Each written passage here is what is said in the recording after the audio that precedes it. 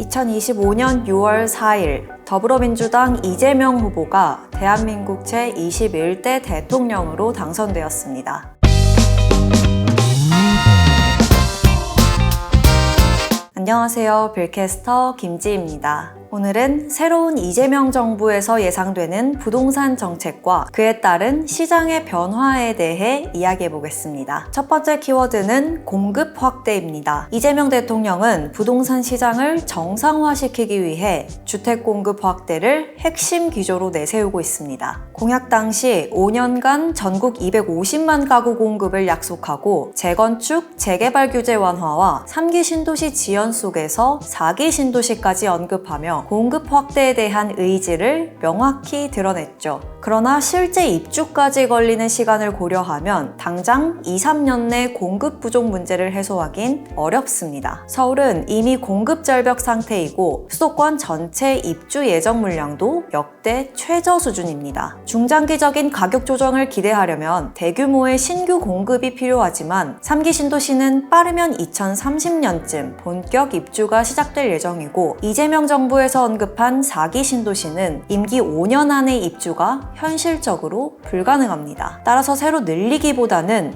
노후화된 기존 1기 신도시 리모델링을 적극적으로 추진하는 게 더 현실적인 대안이 될 것 같습니다. 두 번째 키워드는 세금 정책입니다.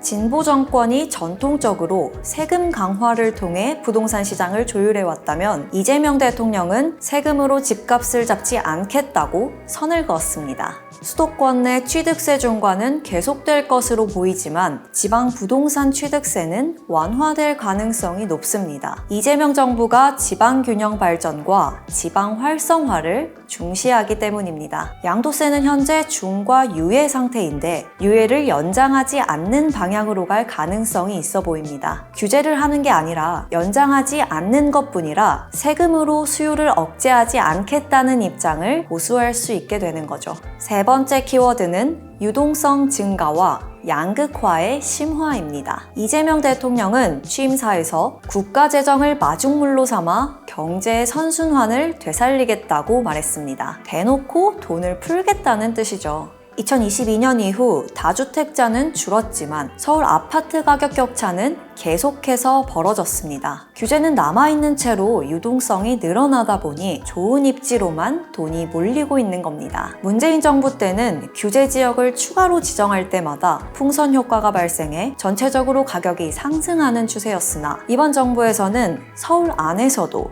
경기 안에서도 지방에서도 주요 입지로의 선호도가 더욱 뚜렷해질 것입니다. 그렇다면 이런 흐름이 빌딩 시장엔 어떤 영향을 미칠까요? 아파트 가격이 너무 오르고 상급지 위주로 거래가 몰리면서 아파트 시장이 굉장히 과열된 상태입니다. 여전히 매도인의 계좌가 오픈되지 않고 매수 의사를 표할 때마다 금액을 올리기 부지기수니까요. 이런 상황에서 오히려 빌딩이 상대적으로 저렴해 보이는 현상이 나타나고 있습니다. 똘똘한 한 채를 보유한 투자자들은 다음 에셋 파킹 수단으로 안전한 건물을 선택하게 되는 거죠. 다음으로는 금리 인하가 미치는 영향입니다. 빌딩 거래량과 상관관계를 가지는 다양한 변수들이 존재하기 때문에 단순히 금리 인하가 거래량 증가와 이어지는 건 아니지만 금리는 매우 중요한 요소입니다. 올해 한 차례 기준금리가 인하되었고 하반기에 추가 인하가 전망되면서 기존의 재무제표가 안정적인 법인들에게는 지금이 좋은 매수 타이밍이 되고 있습니다. 다만 신규 임대법인에 대한 대출 규제는 여전하고 상대적으로 금리도 아직은 보수적으로 잡혀있기 때문에 이 부분은 유의하셔야 합니다. 마지막으로 여전한 임대시장의 불확실성입니다. 이재명 대통령은 10일 오전 국회에서 열린 원내대표 회의에서 속도감 있는 추경 편성을 지시했고 민주당 원내대표는 최소 20조 원 이상의 추경 예산 편성에 착수하겠다고 말했습니다. 경기 회복과 소비 진작을 위한 정책들이 실행될 예정이나 당장 내수 경제가 살아나기는 힘들 것으로 예측되며 점진적으로 소비가 살아나고 그 이후엔 임대시장도 점차 회복 국면에 들어갈 것으로